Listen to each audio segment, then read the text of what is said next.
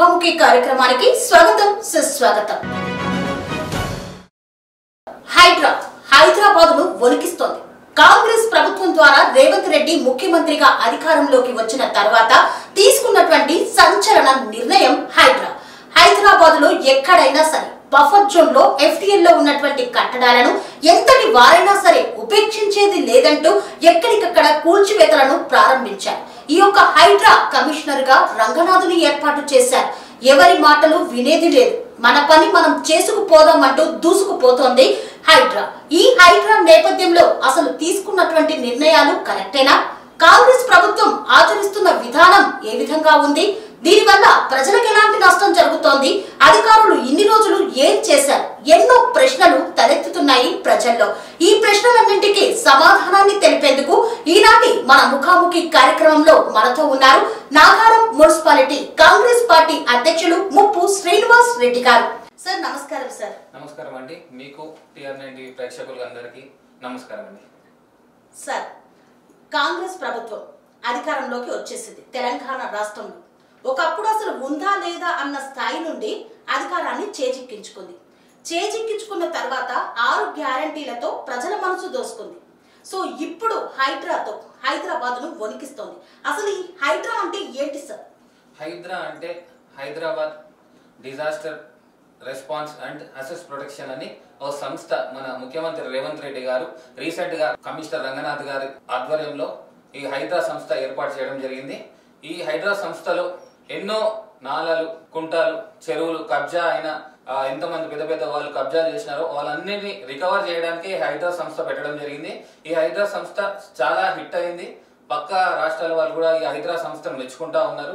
మన deputy CM, Andhra Pradesh deputy CM Pawan Kalyan గారు recent గా ఈ హైడ్రాని మెచ్చుకోవడం జరిగిందండి. హైడ్రాలో కూల్చివేతలు కరెక్టే అంటారా? 100% కరెక్టే అండి. ఎందుకంటే మొన్న రీసెంట్ గా ఒక సినిమా వచ్చింది, కల్కి సినిమా వచ్చింది. ఆ సినిమాలో రాజేంద్ర ప్రసాద్ బాబుకి వాటర్ ఇస్తాడు రూపాయికి. అయితే వాటర్ వేయగానే పక్కన వ్యక్తి ఏమంటాడు, వాటర్ ఇక్కడ ఫ్రీగా ఎవరు ఇయ్యరు, మీరు ఎందుకు ఫ్రీగా ఇచ్చారు అని అడుగుతారు. అంటే నేను ఒకటే చెప్పదలుచుకున్నా, ఈ నాలాలు, కుంటాలు, చెరువులు కబ్జా అయితే మనం ఇప్పుడే వాటర్ కొంటాను, ఇప్పటి పరిస్థితుల్లో వాటర్ కొంటాను. రేపు ఫ్యూచర్ లో మన పిల్లలు పెద్దగయ్యాక, మన పిల్లలు పెద్దగయ్యాక నాలాలు, చెరువులు, కుంటలు కబ్జా అయితే ఇప్పుడు మనం ఈ వాటర్ కొనే పరిస్థితులు ఉన్నప్పుడు కొనుక్కున్న దొరకని స్థితికి వెళ్తాం. అందుకే రేవంత్ రెడ్డి గారు స్ట్రిక్ట్ గా నాలాలు, చెరువులు ఎవరు ఎంత వారు ఉన్నా గానీ 100% మేము అవి తీసేస్తామండి. ఓకే. హైడ్రా ద్వారా దాదాపు 30-40 సంవత్సరాలుగా ఉన్నటువంటి కట్టడాలను కూడా కూలుస్తున్నారు. మరి ఇన్ని సంవత్సరాలుగా అధికారులు ఏం చేశారంటారు? నేను ఒకటే చెప్పదలుచుకున్నా అండి, రేవంత్ రెడ్డి గారు రేసుగురం లాగా దూసుకుపోతా ఉన్నారు. ఎవరికి భయపడకుండా హైడ్రా సంస్థ ఏర్పాటు చేయడం జరిగింది.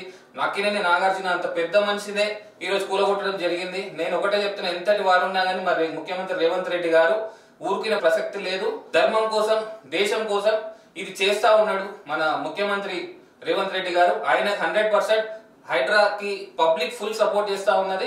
కొంతమంది హైడ్రాకి మంచి పేరు వస్తుంది, రేవంత్ రెడ్డికి మంచి పేరు వస్తుంది కాబట్టి చాలా మంది విమర్శిస్తా ఉన్నారు.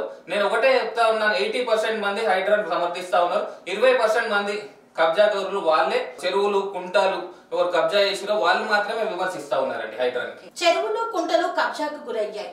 కబ్జా చేసింది కబ్జాదారులు, ఆక్రమణదారులు. వారికి పర్మిషన్స్ ఇచ్చింది అధికారులు. కానీ ఆ ప్రాంతాలలో నివాసం ఏర్పరచుకున్నది పేదలు. మరి ఆ పేదల ఇళ్లను కూడా కూల్చివేస్తారా? నిన్ననే రంగనాథ్ గారు మనకు స్టేట్మెంట్ ఇవ్వడం జరిగింది. ఇప్పటి నుంచి మేము పేదల జోలికి కానీ లేకపోతే ముందు కట్టుకొని ఉంటున్న వాళ్ళకి జోలికి మేము రాము. ఇంకోటి ఏంటంటే, ఇప్పటికీ ఆ పేదవాళ్ళు ఎలా తీసుకున్నారంటే, అప్పుడున్న అధికారులు, అప్పుడున్న లోకల్ లీడర్లు వాళ్ళకు తెలియకుండా వాళ్ళకి మభ్య పెట్టి FTL జోన్లలో వాళ్ళకి ఇల్లులు కట్టించడం జరిగింది. ఇప్పుడు మేము ఒకటే చెప్తా ఉన్నాం, మేము పేదలకు సపోర్ట్ చేస్తాం. ఒకవేళ వాళ్ళకి తీసినా గానీ వాళ్ళకి ఇంకో ఆల్టర్నేట్ చూపించే తీస్తాము. ఇప్పటి నుంచి అలానే జరుగుతుంది. నేను ఏమంటున్నా అంటే, హైడ్రా అనేది చేస్తూ ఉంది, తన పని దాన్ని చేసుకుంటా పోతుంది. అందరు సపోర్ట్ చేయాలని నేను కోరుతా ఉన్నానండి. హైడ్రాలో ఇప్పుడు కూల్చివేస్తున్న నిర్మాణాలకు ప్రతి ఒక్క అధికారులు కానీ, సంస్థలు కానీ ఉన్నటువంటి ప్రతి ఒక్కరు పర్మిషన్స్ ఇస్తేనే ఆ కట్టడాలు అనేవి వెలిశాయి. సో ఆ పర్మిషన్స్ ఇవ్వడానికి అధికారులు లంచాలు తీసుకున్నారు అనేది వాస్తవమే అనుకోవచ్చా? 100% అనుకోవచ్చు అండి. అప్పుడున్న లోకల్ లీడర్స్, గత ప్రభుత్వంలో ఉన్న లోకల్ లీడర్స్ అధికారులను మభ్యపెట్టి వాళ్ళకి డబ్బులు ఇచ్చి వీళ్ళు కొన్ని డబ్బులు దండుకొని పేదలకు ఆ FTL జోన్లలో కట్టేయడం జరిగింది. అలాంటి అధికారులు, అలాంటి లీడర్ల పైన కూడా చర్యలు తీసుకుంటాము. మేము అవన్నీ తీస్తాము, బయటకు రికార్డ్ తీసి ఎవరెవరు ఎక్కడెక్కడ కట్టారో అవన్నీ తీసి మేము హైడ్రా కంప్లైంట్ పెట్టి ఇవన్నీ రికార్డ్ తీస్తామని తెలియజేస్తా ఉన్నాం. ఓకే, హైడ్రా కూల్చివేతలలో అన్ని పార్టీలకు అతీతంగా ముందుకు వెళ్తుందా, లేకపోతే కాంగ్రెస్ పార్టీ నాయకులకు ఏమైనా మినహాయింపిస్తుందా? హైడ్రా సంస్థ ఏ పార్టీకి సంబంధం లేకుండా ఎవరికైనా సరే, ముఖ్యమంత్రి రేవంత్ రెడ్డి గారి అన్న తిరుపతి రెడ్డి అన్న గారికి కూడా హైడ్రా నోటీసులు ఇవ్వడం జరిగింది. తిరుపతి రెడ్డి అన్న గారు కూడా హైడ్రాకు సపోర్ట్ చేయడం జరుగుతుంది. హైడ్రాకు నేను సహకరిస్తా అని స్టేట్మెంట్ కూడా ఇవ్వడం జరిగింది. హైడ్రా పైన ప్రజల్లో నుండి వ్యతిరేకత వెల్లువెత్తుతోంది కదా. మా ఇంటికి అంటే బఫర్ జోన్ లో ఉంటే బి అని, FTL లో ఉంటే F అని నెంబర్స్ ఇప్పటి వరకు వేశారు. సో చాలా చోట్ల నిరసన కూడా, నిన్నగా పెట్రోల్ కూడా పోసుకొని ఆత్మహత్యకు ప్రయత్నిస్తామని చెప్పి చూశారు. సో ఆ నిరసన పైన మీ యొక్క సమాధానం ఏంటి? అయితే నేనేమంటున్నా అంటే, నిజమైన పేదలు ఎవరైతే ఉన్నారో వాళ్ళందరికీ 100% మా పార్టీ 100% కాంగ్రెస్ పార్టీ సపోర్ట్ చేస్తుంది. వాళ్ళకి ఇంకో ఆల్టర్నేటివ్ చూపించినాకనే వాళ్ళకి ఇప్పటి నుంచి మేము తీస్తాం. నిన్న రంగనాథ్ గారి స్టేట్మెంట్ కూడా అదే, దానికి అర్థం అదే. మేము రేపు పొద్దున 100% వాళ్ళకి సపోర్ట్ చేస్తాం. కానీ ఆ పేదలకు అమ్మిన వాళ్ళని, ఆ పేదలకి పర్మిషన్ ఇచ్చిన వాళ్ళ అధికారులను మాత్రం మా కాంగ్రెస్ పార్టీ మాత్రం వదిలిపెట్టదు. ఓకే, దాదాపు 40 సంవత్సరాలు 30 సంవత్సరాల కిందట పర్మిషన్స్ ఇచ్చిన అధికారులు కొంతమంది రిటైర్డ్ అయిన వాళ్ళు కూడా ఉన్నారు. వారిపైన కూడా చర్యలు తీసుకుంటున్నారు. 100% తీసుకుంటుందండి. తీసుకుంటేనే ఇంకోసారి ఇంకో అధికారి భయపడతాడు. మేము ఒకటే చెప్తా ఉన్నాము, మా కాంగ్రెస్ పార్టీ ఎవరికి భయపడే ప్రసక్తి లేదు. ముఖ్యమంత్రి గారు రేవంత్ రెడ్డి గారి ఆధ్వర్యంలో హైడ్రా తన పని తను చేసుకుంటూ పోతుంది. హైడ్రా మేమందరం సపోర్ట్ గా ఉంటాం. మేమేమంటున్నాం అంటే, ఎవరైతే నీతి నిజాయితీ ఉన్న అధికారులు వాళ్ళ జోలికి మేము వెళ్ళాం. అధికారులు ఎవరైతే దుర్వినియోగ పడ్డారో, ఎవరెవరు డబ్బులు అమ్ముడు పోయి ఇలాంటి పర్మిషన్ ఇచ్చారో వాళ్ళనైతే వదిలిపెట్టే సమస్య లేదు. ఓకే, వరద ముంపు ప్రస్తుతం హైదరాబాద్ను కూడా పీడిస్తోంది. ఖమ్మం, మహబూబాబాద్ లో అయితే అతి తీవ్రంగా ఉంది. సో హైదరాబాద్ లో కూడా కొన్ని జోన్లలో, కొన్ని ప్లేసులలో నీళ్లు వచ్చేసి ఇల్లు మునిగిపోయిన సంఘటనలు ఉన్నాయి. సో అసలు ఈ వరద ముంపు ఎందుకు వస్తుందంటారు? నేను చెప్తున్నా కదా, నాలలు, చెరువులు, కుంటలు కబ్జా చేసే ఈ రోజు హైదరాబాద్ ముంపులకు గురైతా ఉంది. ముంపు ప్రాంతం హైదరాబాద్ గురైందంటే నాలలు, కుంటలు కబ్జా అయ్యి, ఆ కబ్జా నుంచి మనం రికవర్ చేసి, ఆ భూమిని రికవర్ చేసి, చెరువులు రికవర్ చేస్తే 100% ఈ ముంపు నుంచి మనం బయటపడతామని నా ఒపీనియన్. ఓకే, అంటే ప్రతి సంవత్సరం వచ్చే వరదల బాధ ఉండదంటారు? ఉండదు. నేను ఒకటి చెప్తా ఉన్నానండి. ఇప్పుడు మంత్రి మల్లారెడ్డి ఉన్నాడు, ఆయన నా సొంత జాగాలో నేను కట్టుకున్నా, నా పట్టా భూమి అని అంటా ఉన్నాడు.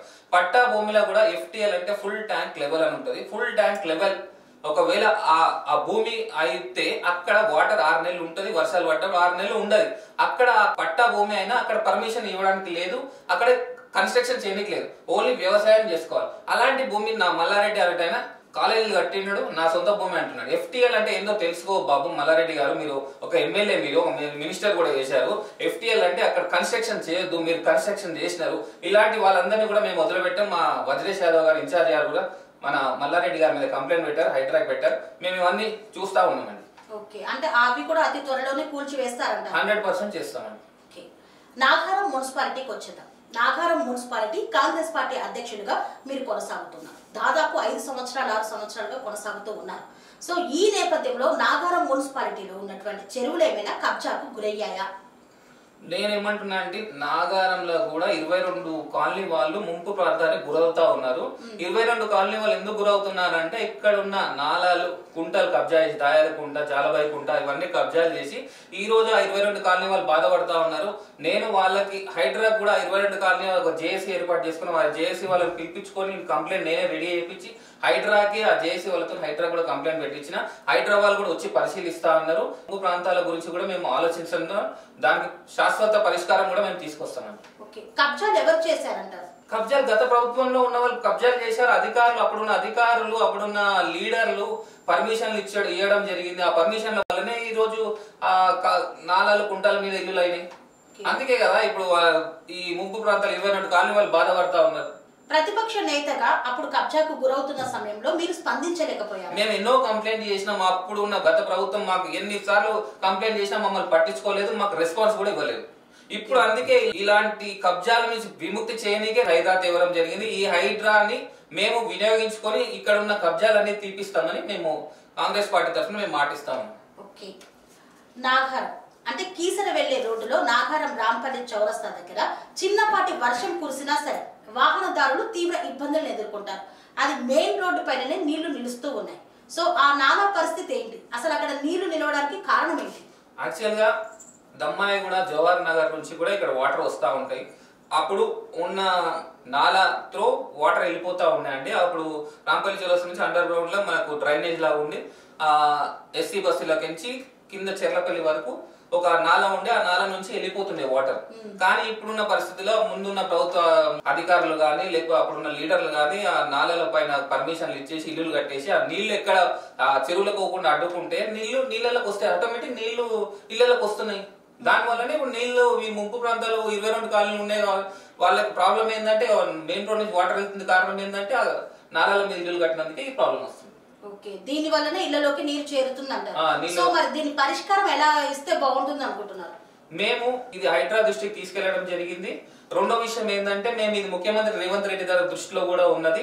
మేము ఎలక్షన్ల ముందే ఆయనకు వాళ్ళ బ్రదర్ అనిల్ రెడ్డి గారు వచ్చారు, అప్పుడు ఆయన కూడా మాకు మాట ఇవ్వడం జరిగింది. మేము దీనికి శాశ్వత పరిష్కారం తీసుకెళ్తాం. మే 2 నుంచి ఒక 200 కోట్ల బడ్జెట్ అవుతుందని అప్పుడు ఆ కాలనీ వాళ్ళు ప్రపోజ్ చేయడం జరిగింది. ఆ 200 కోట్ల బడ్జెట్ మన రేవంత్ రెడ్డి గారి కజిన్ అనిల్ రెడ్డి గారు మన ముఖ్యమంత్రి గారికి చెప్పి ఇప్పిస్తానని మనకు మాట ఇవ్వడం జరిగింది. మేము 100% ఈ విషయాన్ని మళ్ళీ ఒకసారి ముఖ్యమంత్రి గారి దృష్టికి తీసుకెళ్లి ఆ 22 కాలనీ వాళ్ళకు శాశ్వత పరిష్కారం వచ్చే వరకు మేము 100% కొట్లాడతాం కాంగ్రెస్ పార్టీ తరఫున అని నేను అందరికి మాట ఇస్తా ఉన్నాను.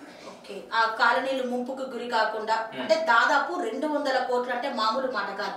ఆ ప్రాజెక్టు పూర్తి చేయాలన్నా నాలా నిర్మాణం జరగాలన్నా సో ఇది మరి దీని ఎన్ని రోజులు పడుతుంది అంటారు? అదే నేను చెప్తా ఉన్నానండి. మేము ఈ 22 కాలనీ వాళ్ళని తీసుకొని ఒకసారి ముఖ్యమంత్రి గారి అపాయింట్మెంట్ తీసుకొని కాలనీ వాళ్ళని తీసుకొని ఈ సమస్యని పూర్తిగా శాశ్వత పరిష్కారం ఒక ఇంజనీర్ వాళ్ళ టీం సీఎం టీం నుంచి ఇక్కడ ఒక మనిషి వచ్చేటట్టు చూసుకొని దీనికి ఎలా సొల్యూషన్ దొరుకుతుందో చెక్ చేసుకొని 100% దీన్ని శాశ్వతంగా మా ముఖ్యమంత్రి రేవంత్ రెడ్డి గారి ఆధ్వర్యంలోనే ఈ పరిష్కారం అయ్యేటట్టు మేము చేస్తున్నాం. ఓకే, ఇప్పుడు చెరువులు కుంటలు కబ్జాలు అయ్యాయి. సో కబ్జాలు చేసిందైతే పేదలు కాదు, పలుకుబడి ఉన్నవారు, అధికారం ఉన్నవారు, ప్రజా ప్రతినిధులు, ప్రజల పక్షాన మాట్లాడేటువంటి వారు మాత్రమే ఈ యొక్క కబ్జాలకు పాల్పడ్డ వైనం మనం చూస్తున్నాం. సో మరి దీనికి పరిష్కారం ఏంటి? కూల్చివేతలేనా?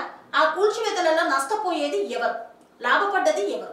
నష్టపోయేది 100% తెలియని అమాయక ప్రజలండి. వాళ్ళకు ఏదో వాళ్ళ కష్టార్జితం ఎన్నో రోజులు ఉద్యోగాలు చేసుకొని వచ్చి వాళ్ళ పాపం రూపాయి కూడబెట్టుకొని ఒక ప్లాట్ కొనుక్కొని ఇల్లు కట్టుకొని కొనుక్కున్నారు తెలియకుండా. వాళ్ళకి ఇప్పుడు పక్కన ఎక్కడి నుంచో ఈసీఎల్ నుంచో లేకపోతే అక్కడ గట్కేసర్ అవతల్లో లేకపోతే అక్కడ వరంగల్ సైడ్ నుంచి వచ్చిన వాళ్ళు కూడా చాలా మంది ఉన్నారు ఇక్కడ. వాళ్ళందరికీ ఎవరు తెలియదు. ఇక్కడ పోతే వర్షాకాలం ఇక్కడ వాటర్ వస్తే ఇళ్ళకి వాటర్ వస్తే తెలియగా కొనుక్కున్న వాళ్ళు తప్పు కాదండి. ఇక్కడ అమ్మేటోళ్ళు తెలిసి అమ్మినారు, వాళ్ళది మిస్టేక్.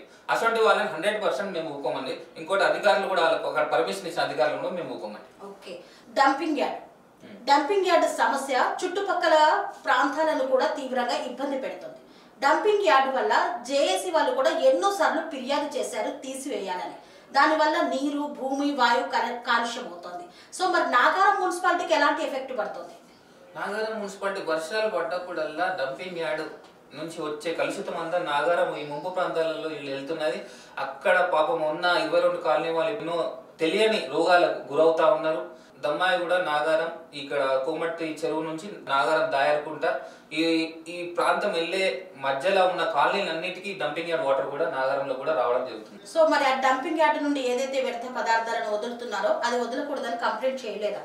100% మేము చేశామండి. మేము నేషనల్ ట్రిబ్యునల్ కోర్టుకు కూడా వెళ్ళినాము. ఆ డంపింగ్ యార్డ్ ని 4గా విభజించి 4 ఏరియాలలో దీన్ని స్ప్రెడ్ చేస్తే దీనికి పరిష్కారం దొరుకుతుంది. మన ముఖ్యమంత్రి రేవంత్ రెడ్డి గారు అప్పుడు ఎంపీ ఉంటే ఆయననే కోర్టులో కేసు వేయడం జరిగింది. కోర్టులో కూడా ఆర్డర్ రావడం జరిగింది. ఈ డంపింగ్ యార్డ్ ని త్వరలో మేము 4గా డివైడ్ చేసి 4 ఏరియాలో స్ప్రెడ్ చేస్తామండి. అంటే విభజిస్తే ఆ కార్యాచరణ మొదలైంది. సో నాగారం మున్సిపాలిటీ ప్రజలకు ఇప్పుడు హైడ్రా ద్వారా మీరు ఏం భరోసా ఇస్తున్నారు? మీరే ఫిర్యాదు చేసాం జేఏసీ ద్వారా హైడ్రాకు అంటున్నారు. సో దానివల్ల కొంతమంది కోల్పోయేటువంటి పరిస్థితి ఏర్పడుతుంది. నేను ఇందాకనే మీకు చెప్పడం జరిగింది. రంగనాథ్ గారు నిన్ననే స్టేట్మెంట్ ఇవ్వడం జరిగింది. పేద ప్రజల జోలికి మేము వెళ్ళాము, ఆల్రెడీ కట్టుకొని ఉంటున్న ఇళ్ళ జోలికి మేము వెళ్ళాము. ఇప్పుడు నేను ఒకటే చెప్తా ఉన్నా, జాలవైకుంట అని మన ఐకామ్ కంపెనీ వాళ్ళు కబ్జా పెట్టుకున్నారు. అందులో 2 నుంచి 3 ఎకరాలు 100కి 200% ఈ జాలవైకుంట వెళ్తది. 3 ఎకరాలు ఆయన కబ్జా పెట్టినాడు. అటువంటి వాళ్ళ మీద 100% మేము చర్యలు తీసుకుంటాం. హైడ్రా కంప్లైంట్ చేసాం, వాళ్ళు కూడా వచ్చి చెక్ చేసుకుంటారు. అట్లాంటి కబ్జాలు ఏమైనా ఉన్నాయో అలాంటివి మేము తీస్తామండి బయటకు. ఓకే, అంటే ఒకవేళ అలాంటి కబ్జాల గురించి మీకు ఇన్ఫర్మేషన్ ఇచ్చిన దానిపై చర్యలు తీసుకుంటాం. మేము హైడ్రా కంప్లైంట్ చేసి వాళ్ళు ఇక్కడికి వచ్చి చర్యలు తీసుకునే లాగా మేమే వెళ్ళి కంప్లైంట్ చేస్తాం. ఓకే, FTL బఫర్ జోన్లను వదిలేది లేదు అంటారు. వదిలేది లేదు. సో ఏదైనా సరే రికవరీ చేయడము, వరద బాధితులకు కానీ అంటే వరద అన్న బాధితులు లేకుండా చేయాలనేదే మీ సంకల్పం. 100%. ఓకే, ముంపు ప్రాంతాలకు గురవుతున్నటువంటి వారు ఉన్నారు కదా, ఇప్పుడు ప్రస్తుతం వర్షాలు పడుతున్నాయి, మొన్న కూడా వర్షాలలో కూడా ముంపుకు గురయ్యారు. సో వారికి ఎలాంటి సహాయాన్ని చేస్తున్నారు? ముంపు ప్రాంతాల వాళ్ళకి నేను ఒకటే మొన్న జేఏసీగా ఏర్పాటు చేసుకోవడం జరిగింది. వాళ్ళకి ఏమైనా సమస్య ఉంటే వాళ్ళు ఎప్పుడు పిలిచినా మేము వెళ్ళడం జరుగుతుంది, వాళ్ళు ఎప్పుడు మీటింగ్ పెట్టినా మేము వెళ్ళడం జరుగుతుంది. వాళ్ళకి ఒకటే హామీ, మేము అదే ముఖ్యమంత్రి వారి తమ్ముడు వచ్చారని చెప్పాను, వాళ్ళకి ఒకటే హామీ ఇవ్వడం జరిగింది. ఎంత బడ్జెట్ ఉన్నా దీనికి శాశ్వత పరిష్కారం అయితే మేమైతే 100% చేస్తాం. ముంపు ప్రాంతాల వాళ్ళందరూ నేను ఒకటే మాట ఇస్తా ఉన్నాను, మా కాంగ్రెస్ పార్టీ అధికారంలోకి వచ్చింది, మీకు 100% మా అంత సహకారం మేము ఉండి మీకు శాశ్వత పరిష్కారం అయ్యేటట్టు మేము చూస్తామండి. ఓకే, కాంగ్రెస్ పార్టీ అధికారంలోకి వచ్చిన తర్వాత రేవంత్ రెడ్డి ఇష్టారాజ్యంగా పరిపాలన చేస్తున్నాడు. తన నిర్ణయం తప్ప ఎవరి నిర్ణయాన్ని పట్టించుకోవట్లేదు, ఎక్కువ రోజులు ముఖ్యమంత్రిగా ఉండరు అని ప్రతిపక్షాలు అంటున్నారు. దానిపైన మీ సమాధానం ఏంటి? నేను ఒకటే చెప్తా ఉన్నాండి, రేవంత్ రెడ్డి గారు ముఖ్యమంత్రి అయినాక ఒక రేసు గుర్రం లాగా 14 నుంచి 16 గంటలు రోజు కష్టపడతా ఉన్నారు. ఒక ముఖ్యమంత్రి అన్ని గంటలు కష్టపడడం ఫస్ట్ టైం అండి. ఎందుకంటే ఎప్పుడు చూసినా ఏదో ఒక పని పెట్టుకుంటాడు, ఏదో ఒక పని పెట్టుకుని ముందుకుంటాడు, ఏదో ఒకటి చేయాలి, పబ్లిక్ ఏదో ఒకటి చేయాలి అని దృఢ సంకల్పాన్ని ముంగట్టుకెళ్తున్న వ్యక్తి మన ముఖ్యమంత్రి రేవంత్ రెడ్డి గారు. ఆ హైడ్రా తీసుకొచ్చిండు, పెద్ద పెద్ద వాళ్ళకి కూలగొడుతుండ్రు, ఆ కబ్జాదారుల వాళ్ళకి కూలగొడుతుండ్రు. అందుకు ఆ బాధకి ఇప్పుడు టీఆర్ఎస్ బీజేపీ వాళ్ళే ఎక్కువ మటుకు ఈ కబ్జాలు పెట్టుకొని ఉన్నారు. వాళ్ళు ఓర్వలేక, రేవంత్ రెడ్డికి వచ్చే పేరు ఓర్వలేక ఇవన్నీ దుష్ప్రచారం చేస్తున్నారు. రేపు పొద్దున నేను ఒకటే చెప్తా ఉన్నాను, 5 ఏళ్ళు ముఖ్యమంత్రి రేవంత్ రెడ్డి గారే ఉంటారు, 5 ఏళ్ళు కాదు ఇంకొక 5 ఏళ్ళు కూడా మా ప్రభుత్వం వస్తుంది, రేవంత్ రెడ్డి గారే ముఖ్యమంత్రి ఉంటారని నేను ఖచ్చితంగా చెప్తా ఉన్నాను. రైతులకు రుణమాఫీ 2 లక్షల రుణమాఫీ చేస్తానని హామీ ఇచ్చారు. 2 లక్షల రుణమాఫీలో 40,000, 50,000, ₹1,00,000 ఉన్న వారికి మాత్రమే రుణమాఫీ చేసి 2 లక్షలు ఉన్న వాళ్ళని వదిలేసి రైతులందరికీ రుణమాఫీ అయిపోయిందని కాంగ్రెస్ ప్రభుత్వం అబద్ధపు ఆరోపణలు చేస్తుందని బీఆర్ఎస్ నాయకులు అంటున్నారు. దానిపైన మీ స్పందన ఏంటి? మా ముఖ్యమంత్రి రేవంత్ రెడ్డి గారు 100% మొత్తం రుణమాఫీ చేసేసిండు. కొన్ని టెక్నికల్ ఇష్యూస్ వల్ల కొద్దిగా ఆగింది రుణమాఫీ, కొంతమందికి కొన్ని పేపర్ వర్క్ వల్ల కూడా ఆగింది. వాళ్ళందరూ కూడా మేము అవన్నీ టెక్నికల్ ఇష్యూస్ ఏమైనా రిజాల్వ్ చేసుకొని వాళ్ళకు కూడా 100% రుణమాఫీ అయ్యే వరకు మేము చూసుకుంటామని చెప్తా ఉన్నాము. ఓకే, సో ఇప్పటి వరకు మహిళలకి 2,500 రూపాయలు ఇస్తానని భరోసానిచ్చారు 6 గ్యారంటీల్లో భాగంగానే. సో ఆ యొక్క పథకం యొక్క పరిస్థితి ఏంటి? నేను ఒకటి చెప్తా ఉన్నానండి, మేము అధికారం చేపట్టే లోగా కేసీఆర్ గారు అప్పుల ఓపీ చేసి పెట్టిండు. మొత్తం ఎక్కడ చూసినా అప్పులే. మేము ఏం చేయలేకపోతే ఆయన తీసుకున్న మేము అధికారం రాకముందుకు ఇన్ని అప్పులు చేసిందని మాకు కూడా అంత అవగాహన లేకుండే. ఇప్పుడు ఆ అప్పులన్నీ మనం తీర్చుకుంటూ ఒక్కొక్కటిగా మేము ఫ్రీ బస్ ఇచ్చినాము, ఫ్రీ కరెంట్ ఇస్తున్నాము, అలానే సిలిండర్ ఇస్తున్నాం, 500 సబ్సిడీ ఇస్తా ఉన్నాం. మేము ఇవన్నీ ఒక్కొక్కటి ఇచ్చుకుంటూ వస్తాం. మేము ఇచ్చిన 6 గ్యారెంటీలు 100% మేము అమలు చేస్తామని మేము మీకు ఈ సందర్భంగా మాట ఇస్తా ఉన్నాం. ఓకే, సో కాంగ్రెస్ పార్టీ లక్ష్యం ఏంటి అసలు? పేద ప్రజలకు ప్రతి సంక్షేమ పథకం అందేటట్టు మేము చూసుకుంటాం. పేద ప్రజలకు అలాగే నిరుద్యోగులకు ప్రతి ఒక్కరికి ఉద్యోగం వచ్చేటట్టు మేము చూసుకుంటా ఉన్నాం. ఇంకోటి ఏంటంటే ఎప్పుడు ఎవరికి ఏ ఆపద ఉన్నా కాంగ్రెస్ పార్టీ నాయకులుగా, కాంగ్రెస్ పార్టీగా మేము అందరం ఎప్పుడు ఎవరికి ఏ ఆపద ఉన్నా మేము 100% మేము ఉంటామండి. మరి ఈ రోజు ముఖాముఖి కార్యక్రమంలో భాగంగా హైడ్రా గురించి ఎన్నో ఆలోచనలు ఉన్నాయి జనాలు. సో ఎన్నో అపోహలు సైతం ఉన్నాయి. ప్రతిపక్ష పార్టీలు చెప్పేటువంటి మాటల ద్వారా కూడా కొంతమంది అయోమయ స్థితికి కూడా గురవుతున్నటువంటిది ఉంది. సో ఈ నేపథ్యంలో మీరు వారికి ఇచ్చే భరోసా ఏంటి? నేను ఒకటి చెప్తా ఉన్నాను, ప్రతిపక్షాలు ఓర్వలేక రేవంత్ రెడ్డి ముఖ్యమంత్రి గారి మీద దుష్ప్రచారం చేస్తా ఉన్నారు. నేను ఒకటే చెప్తా ఉన్నాను, అన్ని గ్యారంటీలు అమలవుతాయి. రేపు పొద్దున అన్ని సంక్షేమ పథకాలు ప్రతి ఇంటికి అందుతాయి. మేము ఇచ్చిన మాట ప్రకారం నిలబెట్టుకుంటాం. కేసీఆర్ చేసిన అప్పుల వల్లనే డిలే అవుతా ఉన్నాయి. మేము ప్రతి ఒక్కటి ఈ అప్పులు క్లియర్ చేసుకుంటూ ప్రతి ఒక్క సంక్షేమ పథకం ప్రతి ఒక్కరికి అందేటట్టు మేము మా వంతు ప్రయత్నం చేస్తామని మీ అందరికి మేము మాట ఇస్తా ఉన్నాం. నాగారం మున్సిపాలిటీ కాంగ్రెస్ పార్టీ అధ్యక్షులు ముప్పు శ్రీనివాస్ రెడ్డి గారు చెప్పినటువంటిది విన్నారు కదండి. హైడ్రా యొక్క లక్ష్యం ఏంటి? అసలు రేవంత్ రెడ్డి ఏం చేయాలని రాష్ట్ర పరిపాలనలో సరికొత్త నిర్ణయాలను తీసుకుంటున్నారు?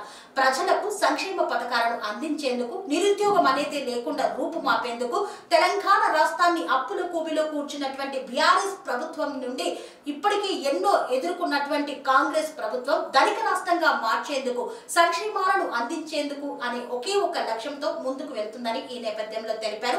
సో హైడ్రా వల్ల పేద ప్రజలకు వచ్చినటువంటి నష్టం ఏమీ లేదని మరి ఈ నాయకులుగా వారు తెలియజేస్తున్నారు. మరి ఈనాటి ఎన్నో విషయాలను మనకు తెలియజేసినటువంటి ముప్పు శ్రీనివాస్ రెడ్డి గారికి ధన్యవాదాలండి. ధన్యవాదాలు. శ్రీ అవధూతాశ్రమము బోధానంద సత్యారామూర్తి ఆర్యుల గోసేవాశ్రమము మరియు వృద్ధాశ్రమము పడాల. ఆశ్రమములో గోసేవ గోవుల దానము స్వీకరించుట, మీ నవగ్రహ దోషములు పోవుటకు గోపూజ చేయబడును. మూలికా వైద్యము గోపంచగవ్య వైద్యము చేయబడును. యంత్రములు తావీదులు ఇవ్వబడును. శాంతి హోమములు చేయబడును. మీ ఆత్మీయుల పుట్టినరోజు, పెళ్లి రోజు మరియు వర్ధంతి వంటి ముఖ్యమైన దినములలో గోసేవ లేదా అన్నదానం చేయదలిచిన వారు సంప్రదించండి. మా వృద్ధాశ్రమంలో ఖాళీలు కలవు. చేరదలిచిన వారు సంప్రదించండి. శ్రీ శ్రీ శ్రీ స్వామి బోధానందగిరి శ్రీ అవధూతాశ్రమము అయ్యప్ప స్వామి గుడి దగ్గర పడాల, తాడేపల్లిగూడెం 2. Cell numbers 7981356374, 9618034 138.